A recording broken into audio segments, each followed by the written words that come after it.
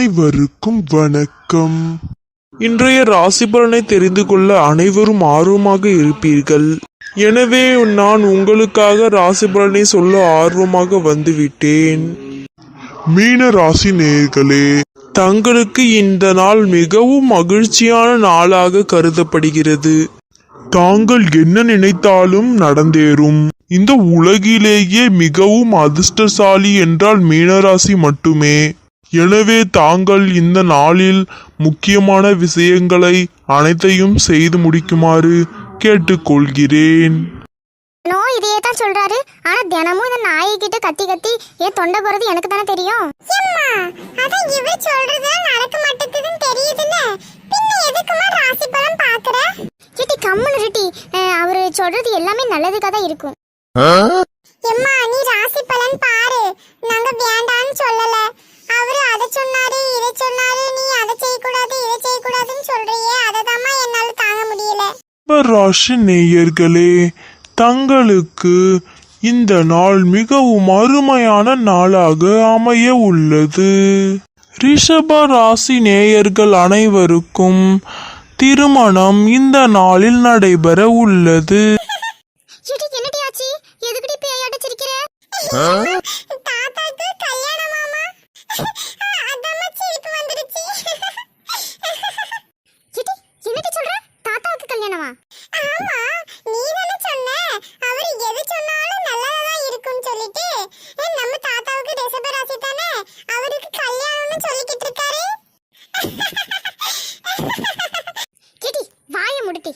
அது நல்ல அந்த வயசுல இருக்கிறவங்களுக்கு கல்யாணம் ஆகும் சொல்றாரு டி. ராசி பலன் நிம்மதியா பார்க்க விடுறியா? உங்க அப்பா ராசி வரப்போகுது, சும்மா கடை பேசிக்கிட்டே இருக்காது தொண தொணன்னு. சிம்ம ராசி நேயர்களே, தாங்கள் இன்னைக்கு மிகவும் கவனமாக இருக்க வேண்டும். நீங்கள் திடீரென வாய் கொடுத்து வாயில் குத்து வாங்கும் நிலைமை வரக்கூடும். எனவே சிம்ம ராசி நேயர்கள் அனைவரும் வாயை கட்டுப்படுத்துவது மிகவும் உடல் நலத்துக்கு நல்லதாக அமையும். செட்டி பூமாரி, உங்க அப்பனுக்கு சிம்ம ராசி தானே, என்ன டி இவர் இப்படி சொல்றாரு? செட்டி எனக்கு பயந்து பயந்து வருது டி, உங்க அப்பனுக்கு போன போடு.